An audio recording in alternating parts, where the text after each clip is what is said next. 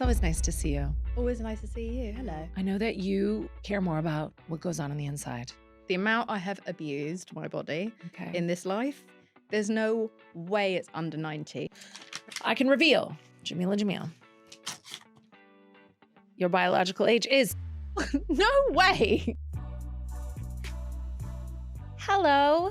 Welcome to What's My Age Again? I'm Katherine Ryan, and this is the podcast that asks, how old are you? How old is your body?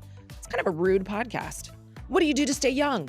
On this episode, I'm joined by the glamorous, talented, and very outspoken Jamila Jamil. She has done plenty in her 39 years, presenting, modeling, acting, and speaking out on issues that are very important to her. But how old is that body? Like all our guests, Jamila has given us a sample of her lovely blood so we can test her biological age and how she's aging on the inside. Whew.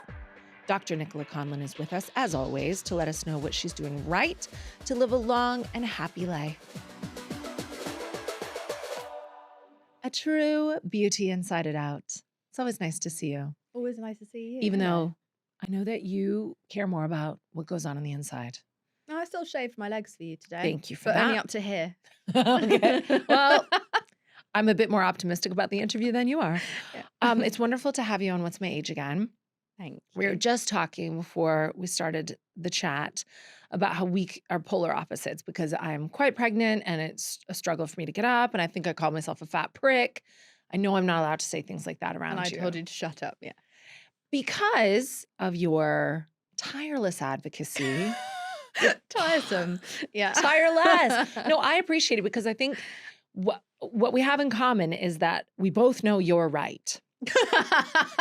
That there are loads of toxic messages coming from culture and especially Hollywood where you have now made a stake.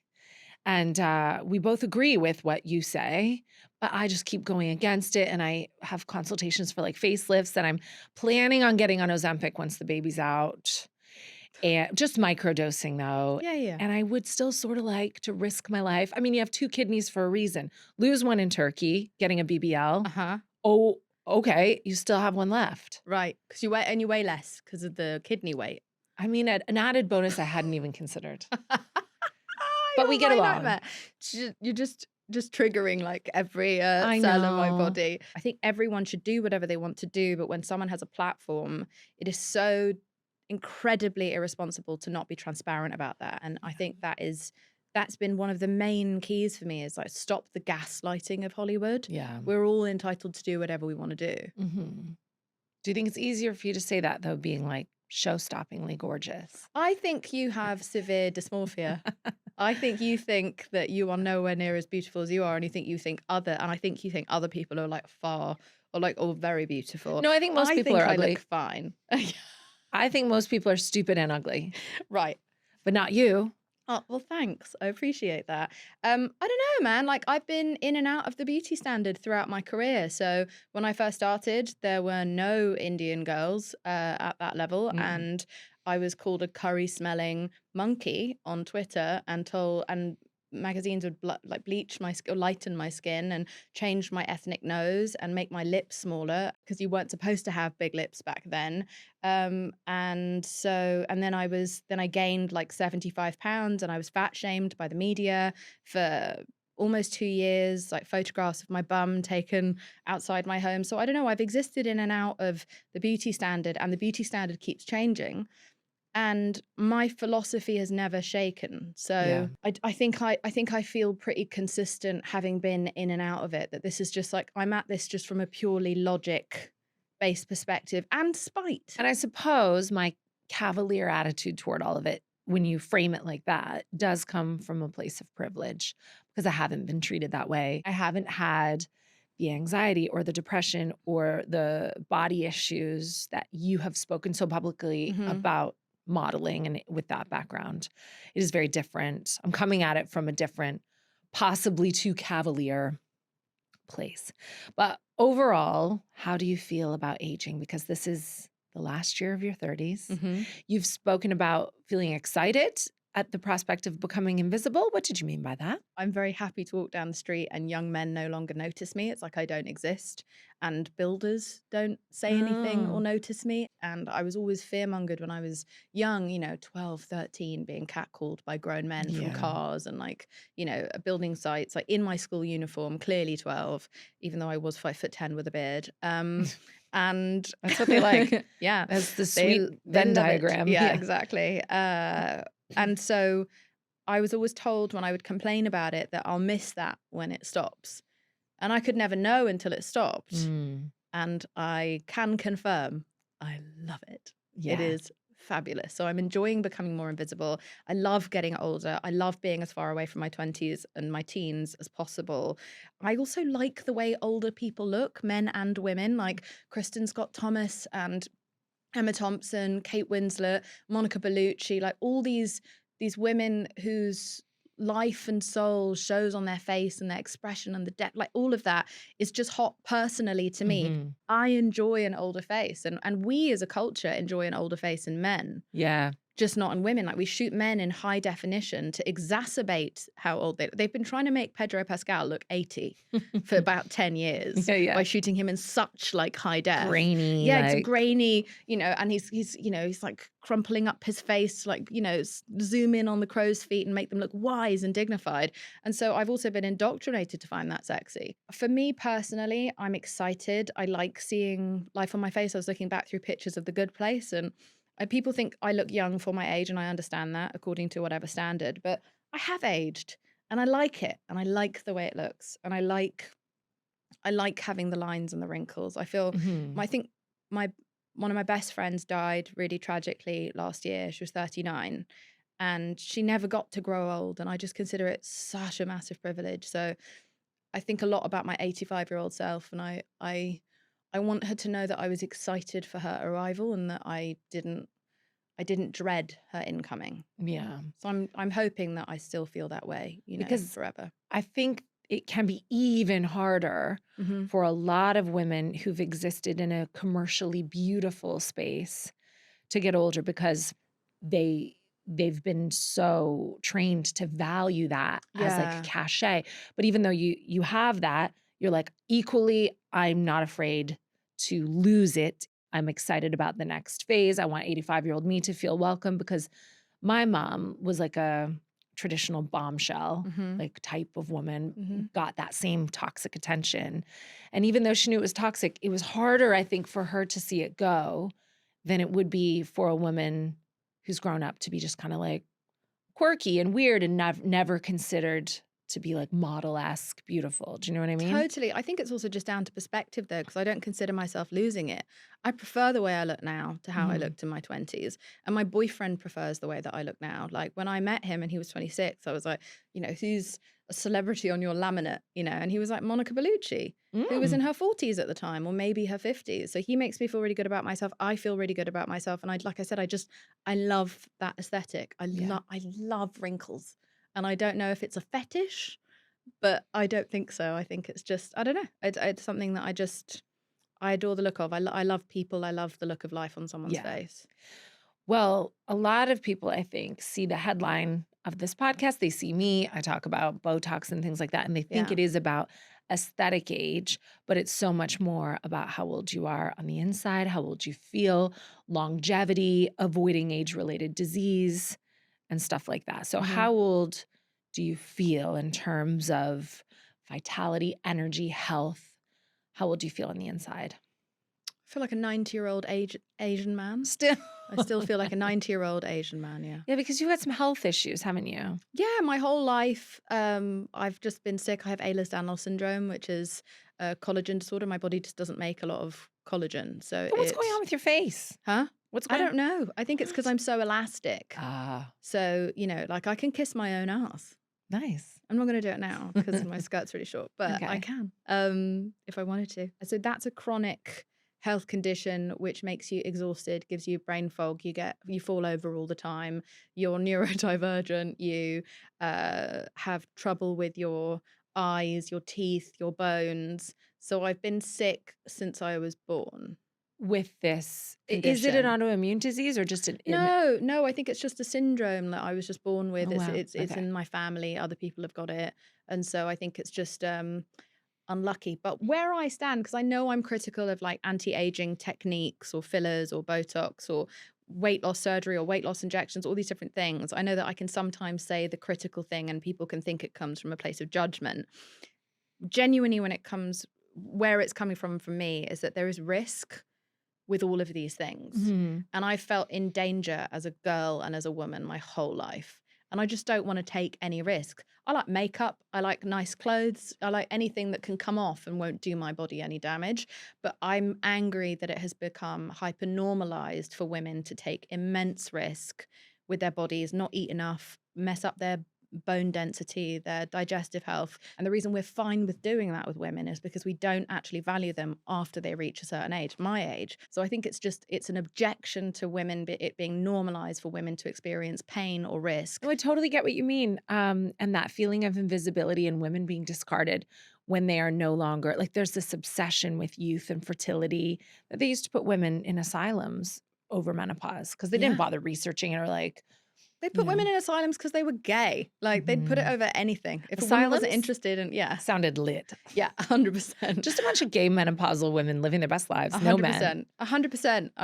I find it I find the whole thing so funny to me. But yeah, I agree. Well, we can talk about your criticism of other celebrities because I've never received it that way. I know that sometimes when the media frames what you say, they'll use violent language, aggressive language, like they do with so many celebrity women. Will they go slams or takes down or like Yeah, it's batters like or I'm in the swipes? WWE. Yeah, Yeah. yeah.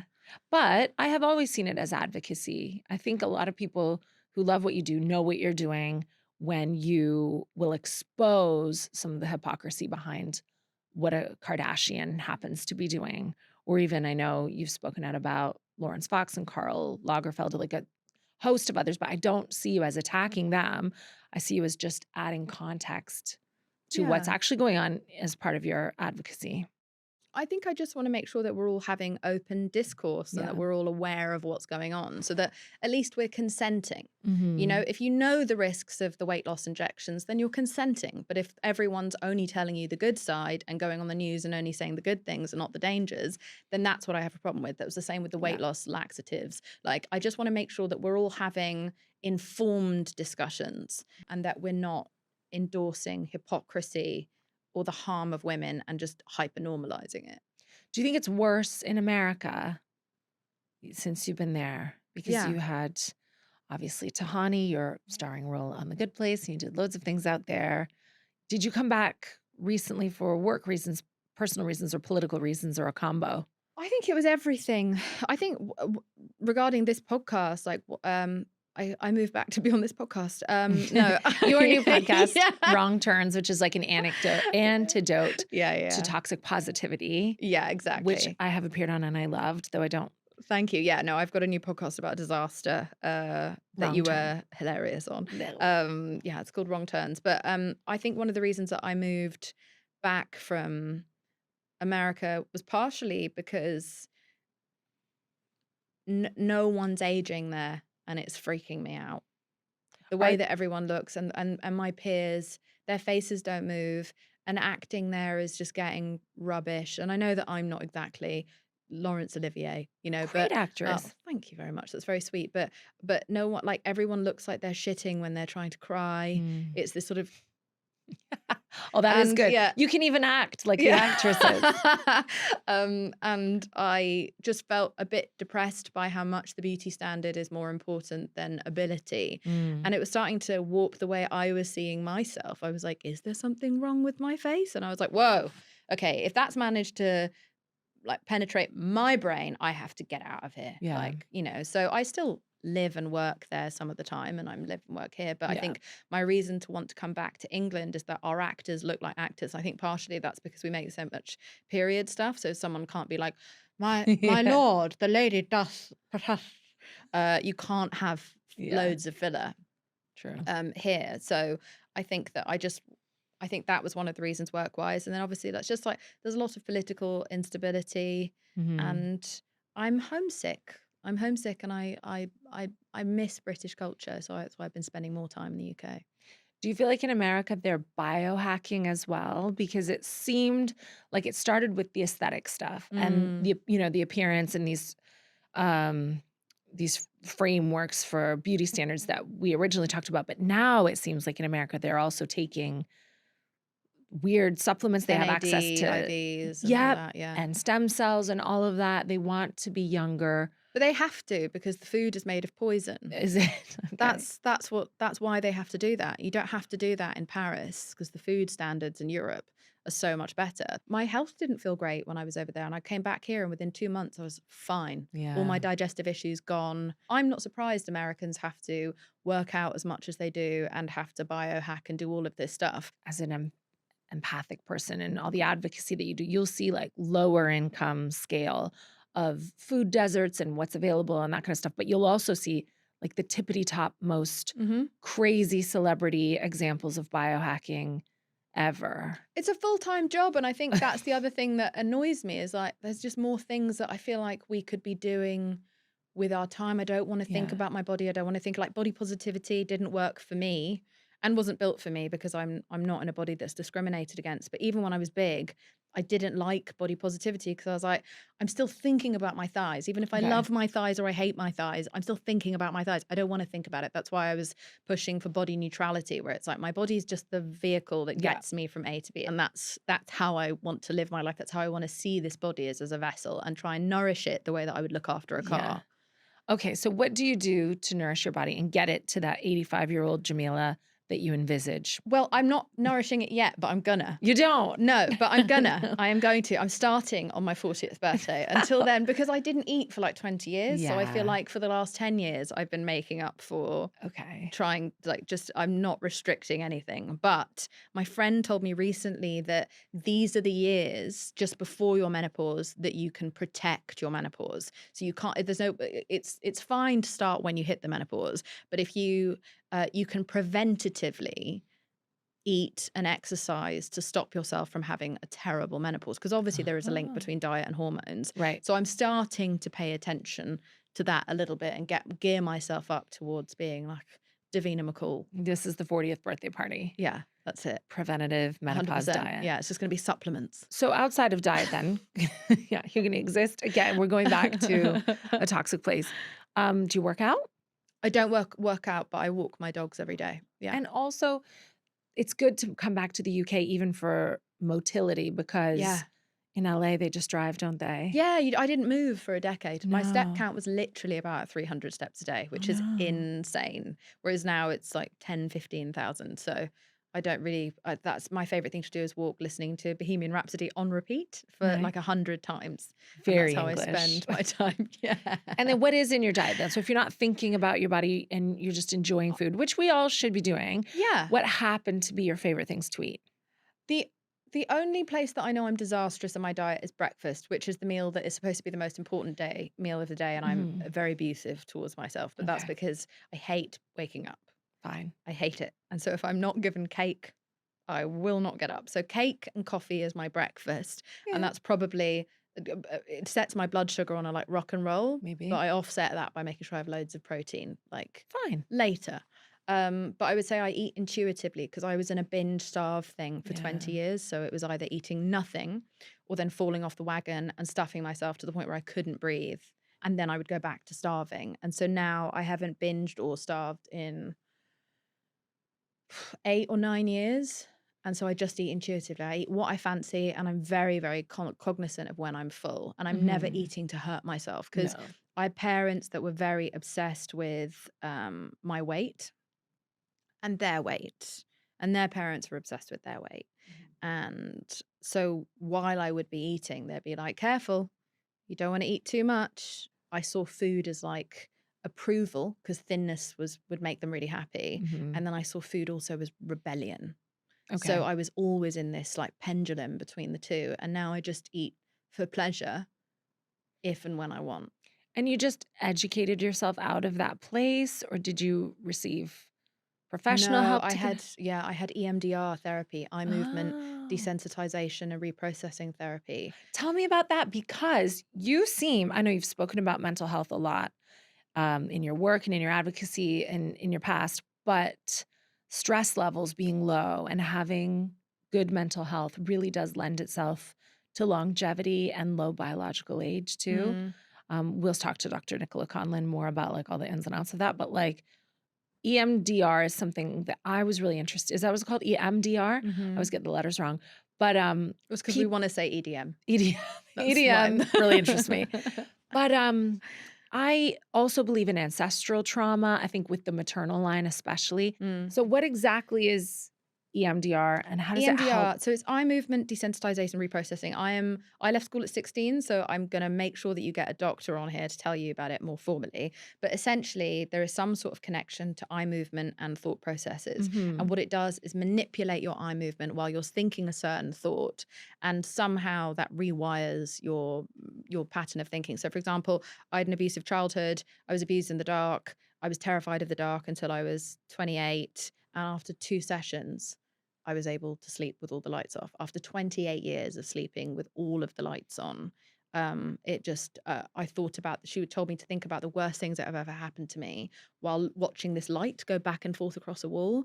And then I had to think about the worst things that could ever happen to me, like the new terrors that I've, conjured up. And after that, it was so undramatic. There was no light bulb moment. I didn't feel anything. I just went home that night, kind of felt like it was a bit pointless and I hadn't really achieved anything. And the second time I did it, I went home and without realizing, turned all my lights off and just went to sleep. It was so undramatic. It just fell off me. It didn't occur to me to be afraid in the dark. Wow. And that to me, so I had 3 months of EMDR and I've been the most sane I've ever been since. And do you think it unlocks things you don't even remember? I don't know. I think it's probably different for different people. I know things popped into my head that I didn't consciously like think about all the time. Things to do with like food, for example, and Yeah. like food represents, I had a parent who could only show me love via bringing me food. Mhm. But then while I was eating it, would warn me that careful not to get fat. So you're trying to take in their love, Yeah. but you can't enjoy it and relax during it. You're now terrified of it. And so I think this is why I'm so relentless about eating disorder culture is Mhm. like I've really lived it. I've really hurt myself. Like I've damaged my body irrevocably. And I really understand the insidiousness of the way that diet culture can bleed in by so often via your parents and then society and magazines and TV and media and, culture. And I've it's robbed over half of my life. Mhm. I've just missed so much. I don't remember so much of my life. I missed so many dinners and fun nights out and so much sex because I was too tired to have sex because I was starving myself. Like I've just missed so much and I'm desperate for no one else to miss their lives the way that I did. Like I have huge regrets. I would go back and do it all differently now. But I mean, you in a way, back to this maternal line and ancestral trauma and everything, you are going back because when you're vocal about it and you do all this advocacy and Yeah, you I'm trying talk to about, break the you are healing these little girls via maybe the little girl Yeah, I'm in you also that can't choosing go not to back. have children so I can end my bloodline, which makes you feel so powerful. I Uh, was influenced a social media video about that on the way here. It said women who choose not to have children or don't have children or who have only boys have made an unconscious choice somewhere to end the maternal line. And a lot of so times, blaming the woman only. no, but No, not blaming, I'm but it, joking. it No. was, yeah, but it was kind of congratulating her on being like, whatever the universe has decided you've healed it, you fixed Mm. it. Whereas if you have daughters, that's because there's still healing to be done. Oh, that's so interesting. Yeah. Yeah. So maybe you're like the ultimate fixer Yeah, yeah, yeah. of the I've just Jamils. closed the door behind me. Yeah. Are the people in your family old? Yeah, they Ho never die. 90s, 100s? Yeah, yeah, yeah. You have family members in their Well, 100s? not now, but I met my great-great-grandmother. So she was 102 maybe Excellent. or something like insane. And I think my great-grandmother was almost 100. The women in particular do not die. Like even when they would love to, they are just hanging around. Yeah. It's mad. And also like my great-grandmother um had just some grays in her 90s. Wow. She had like jet black, never dyed it, just like jet black hair. And they maintain mental fitness as well, and they have a good quality. Well, you know what I mean? Like they Nope. know. No, I think they stayed alive on adrenaline. No, Fine. it's a miserable lineage. Yeah, Oh, it has to be stopped. But yeah, okay. but then we we one thing I do think was really interesting is that my great grandmother was super happy, like unbelievably jovial, in spite of what like a miserable lineage Mhm. we all come from. And she was just so chill, and often people were just hysterical in my family and just like it's a very emotionally like violent crew. And she was just so happy, so chill, the sunshine of the family. And she would always have this little pandan that she would keep with her, which has got all these kind of little herbs and spices, and you can chew on them. And they don't chew gum. That Mm, generation, they would chew like this mint leaf that you would then nice. spit out. And so she's always chewing, chewing, chewing. Um, and and after she died, uh, someone in the family went and opened her pandan and realized that it wasn't mint. She was just chewing weed. Was Nice. just stoned for decades. It's like minty grandma. She loves that mint. No. Yeah, that's why she was so pleasant and thrilled. So How do you feel pretty about great. psychedelics like grandma, great grandma rather? Because I know you don't drink alcohol, which is No, amazing. Like you've never drunk it, no, no, ever never. tried No, I it. mean, I had it once by accident, live on television Oh where they'd no. swapped my drink, and then it was in my mouth, and I was on camera, so I just had to swallow, and the heat of my cheeks was terrible. But aside from that, no, I've never voluntarily drunk alcohol. So it's just not for you. Well, no, I'm just already so annoying, and I'm like, let's not amplify that. Yeah, but to have that aware, everyone is more annoying drinking alcohol, I but it don't know. doesn't I think I stop. have the edge, but sure.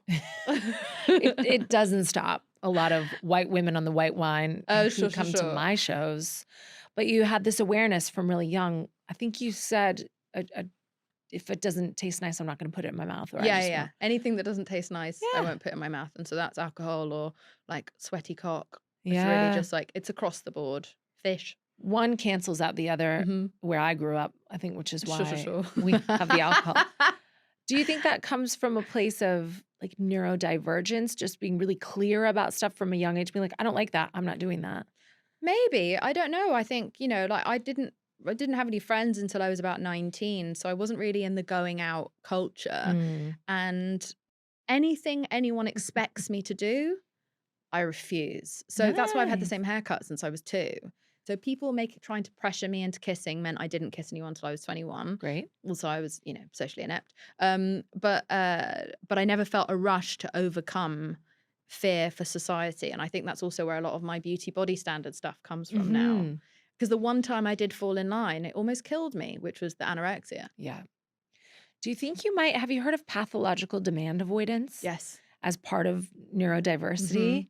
Do you think you might have some I of that? definitely have that. Yeah. That's a really cool thing for a beautiful, talented woman to have, I think. It's really intense. It's really intense. Do you see that as a gift or a curse? I would definitely say pathological demand avoidance, nightmare. Like I have to Okay. force myself to brush my teeth every day. Yeah, It's amazing that this is still in my mouth. great. It's just a nightmare. So it's got its pros and I really live with the cons. So But I'm glad to be stubborn. I'm happy to be a stubborn woman. coming here today is probably really counterintuitive to your biological age. Because what we're going to do is we're going to talk about your life a bit, have a test, find out your cellular age. Yeah, yeah, And then Dr. Nicola Conlon's going to tell you things to potentially lower it if it's high. Then you're not going to do those things. No, it's just not possible. So- But I am motivated by learning that I could impact my menopause. I'm terrified Yeah. Okay. of the symptoms because women in my family have terrible menopauses. So I will take that seriously. What symptoms do they have that you worry about for yourself? Horrific mood swings, horrific hot flushes, like really like personality distortion, like Mhm. severe inability to kind of see the world as it is, and that really scares me. So I really want to, and in the worst insomnia, just really like torturous. So I do feel like it overrides my PDA. And you have plans, though you have not initiated them Yeah, yet, yeah. to control some of those hormones with diet. Would you be looking to find out more about hormone replacement therapy, or you don't want to do any of that? Don't want to do any of that. Why not? I just don't want to. I want a raw dog as Raw much dog of life as I menopause. can. Oh, Yeah. God. Yeah, I'm just gonna give it a shot. That's why I'm like trying to do it with like diet or ashwagandha or something like Yeah. that. But call me in 5 years' time and I'd be like T, Yeah. or O or whatever they have. And what age average do you think the women in your family? 38, so I'm Oh, already late. really? Yeah. And what do you think you've done to stave that off? Because are you an I'm only anomaly? 39. I think it's coming. It's coming. I Yeah. mean, we'll see. Yeah. If the result is higher than your chronological age, that would indicate early signs of perimenopause because it does accelerate the age. Yeah, I'm fascinated to learn, but I just like if it's anything under the age of 90, I'd be amazed. Like an osteopath told me that I'm clinically weak Okay. and that I have the like bodily makeup of an 80-something-year-old because I'm slim, Yeah. but it's all squish. Like it's like you could poke your finger all the way through me. I've been 3 separate lovers have compared me to a memory foam mattress. Nice. Hasn't inspired me into a gym. Are you an I'm very anomaly? pleasure orientated. Yeah. I'm very treat or like a dog. I'm treat orientated. Are all the women in your family like traditionally hot? Or did you just, because sometimes you see people who have like hideous parents, or there are people in their family who are not hot, and then they have this like one hot baby who's just traditionally beautiful and is like a supermodel, walks through life. Is that what you are? Or is everyone in your family really, really good looking? A lot of the people on both sides of my entire family have had surgery, so I don't really know You don't know exactly what they look like. You sound like my kids. I don't know if I look like my mom. My mom doesn't look like my mom. Yeah, I mean, everyone looks good, Yeah. but I just don't know what the original face that I'm working with. But Okay. I think I look a lot like my great grandmother. The one And with she the was also called cannabis. Jamila. Yeah, we have the same name. Where do you stand on these psychedelics? Because you don't drink alcohol. Mhm. I know that also people in LA are microdosing things. I had Ketamine, I had mushrooms. mushrooms by mistake at a festival. Oh, no. And I thought it was chocolate because it was chocolate. It just was infused with loads of mushrooms. Okay. And I was at the worst possible, like when you take mushrooms, you're supposed to be in like nature or under the stars and everything was really beautiful. I was in a downtown LA concert Oh. where it's the opposite of something that's nurturing and beautiful. Like it's such an intense urban jungle. Okay. And then Bjork, the worst possible person when you're on mushrooms, is playing. And Yeah. that year she had this this set that was this huge vagina with teeth. And if you're tripping balls on Mm. mushrooms, you think it's trying to eat you. So I'm just everyone's trying to enjoy Bjork, and I'm screaming my head off and holding on to the leg of Jason Mantzoukas, that like great comedian who Yeah. I was a huge fan of and now was humiliating myself in front of. Yeah. I saw him in the crowd, held on to him for dear life, ruined the show for him, and was traumatized. So yeah, not a fan. going to probably do that again. I Okay. think. I think it all sounds great, and I love the fact that it's being used now to treat like depression, like ketamine and whatever. I think I've seen my friends really change from ayahuasca and stuff. Yeah. But I just have such bad luck, Catherine. Okay. I think that's the other reason I'm not going to try the injectables is because I just know I'll look like Michael Jackson. Well, I think it's because accidental things keep happening to you. Yeah, it's Like chaos. if someone accidentally. That's why I created an entire podcast of disaster. Yeah. That's why it's because then I can have someone to bond with. And I love Wrong Turns. And I look forward to hearing more about these accidents on your podcast, Wrong Turns. Sure. We'd be surprised if your biological age comes back at 39 or lower. I'd shit on this couch.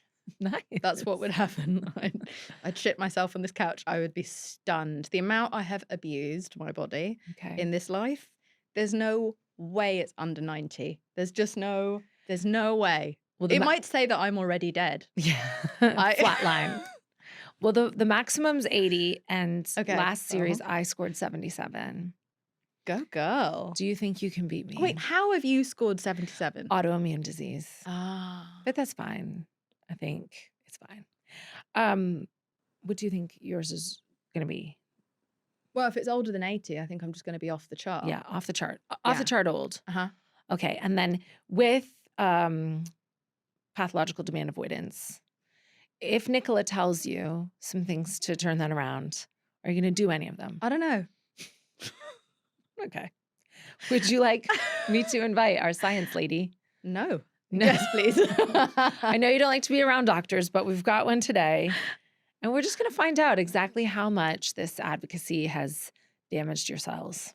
Oh my God, are you an op? Were you sent by the beauty industry to be No. like, Jamila, it's making you sick. You should shut up. Do you know you're going to die, like literally one way or another if you don't be quiet. What do you know about Epstein? I think we're both going to be pleasantly surprised. I have a feeling, being someone who loves what you do, I really value speaking freely about issues that matter.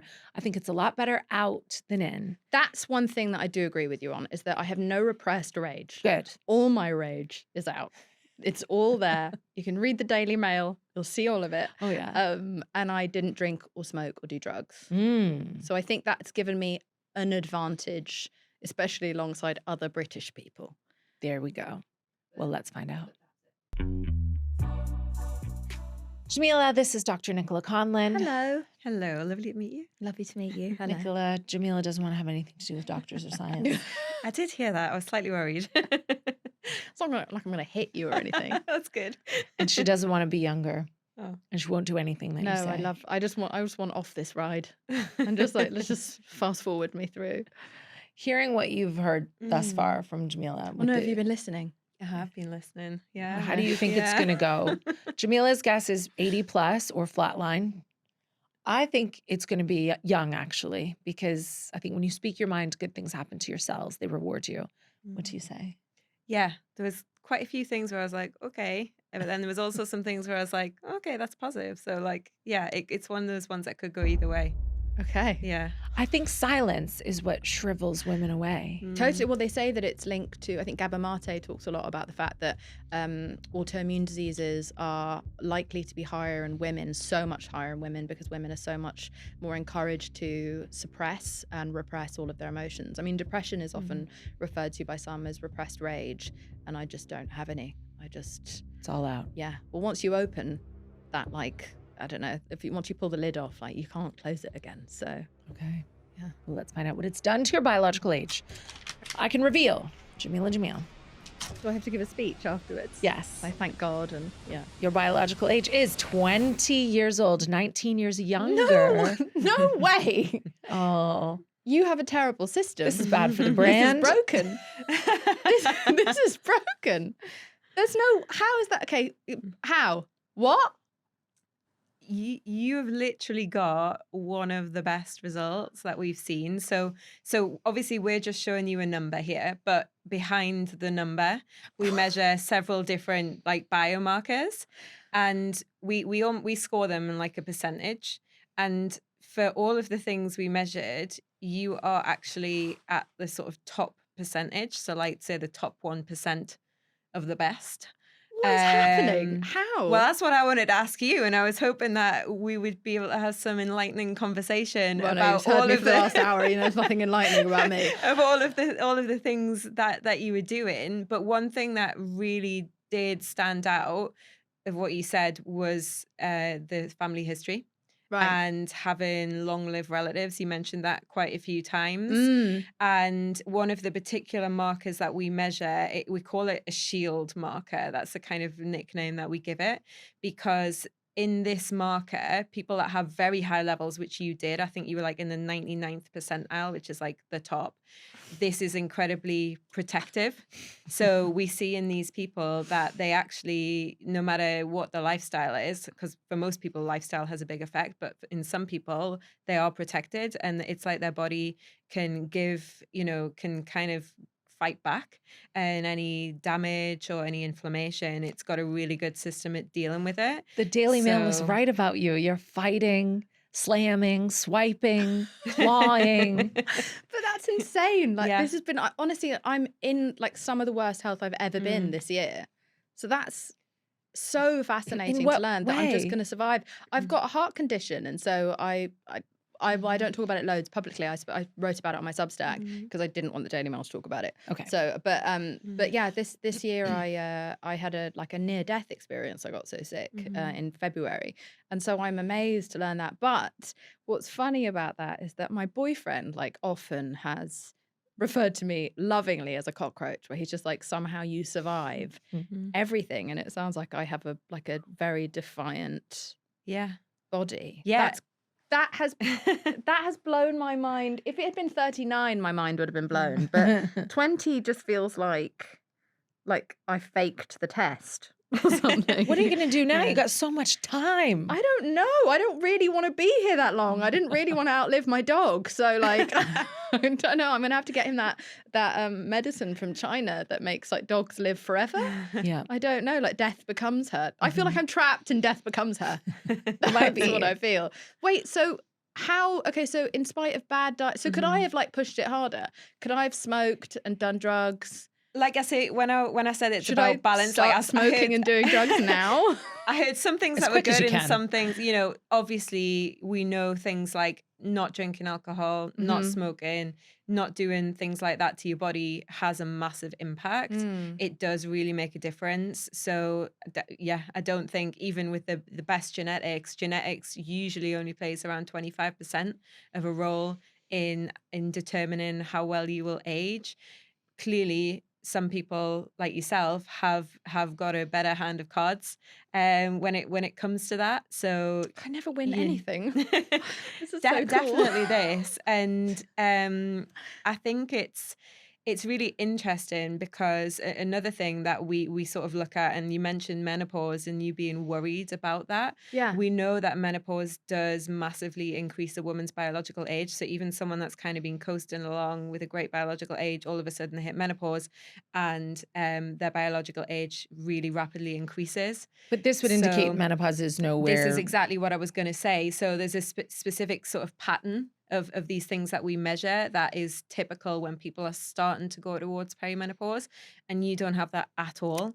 And you had mentioned that some of the women in your family had undergone, quite early menopause. But they also had really bad PMDD, which I never had. I never had PMS ever. Yeah. And another thing I was going to ask was, you feel like hormonally you're quite, Yeah, and when I wasn't balanced, it was because I was in America and there's so much like hormones in the disruption. water and Yeah. the chicken and the eggs and like stuff. So And even once I left America, You're gonna everything have sorted kids out. now. Huh? You're gonna have kids now. You're gonna get No, pregnant like no, Naomi no, Campbell. no. in your 50s. Again, closing the door behind me, not passing on these amazing genes. Well, watch out. Watch out, because you'd I get might pregnant. sell my like body to science or like China or something. They could just like study this. You know what? I think that this is Science incredibly or China. revolutionary. This is a revolutionary moment, given that I don't like punish myself in the gym. I don't do health kicks. I don't take supplements, but I'm openly angry all the time. I really think that is obviously drinking, smoking. Clearly it shows, and we're learning more and more about how dangerous these things can be for us. I think in particular alcohol, and in this country it's so normalized to drink so much. Yeah. But no drinking, no smoking, and get crazy. Get crazy. Just start mouthing off all the Mouthing time. I don't off. hold anything in. My publicist is here. Okay, look at how stressed she yeah. is. Right? Can you She's imagine been on looking the after? phone a Can you lot. imagine looking after me? It was because she's making notes of like red flags. Yeah. And so I say get crazy, ladies. Could you add that to your list of advice? I think tips and tricks for yeah, wellness. well, get Because crazy. look at how sick I am. Like how is that my biological age? It Did you check it? shows getting crazy very, very healthy. The problem with people who hold a lot, especially a lot of resentment, a lot of anxiety, Yeah. is they are living in a constant state of stress internally, Yeah. and they are holding a lot in their bodies. And we know that chronic stress drives inflammation, which drives aging. So actually, if you are a person that is able to get things off your chest and not hold on to things, then that could be actually working positively. Yeah. I'm a to- ridiculously confrontational person. What about Jamila's good, loving relationship? We know, again, that is something that's incredibly important. And it sounds like you've certainly got that. And that's helpful on so many levels. Just that connection is so important. He was instrumental in me being outspoken.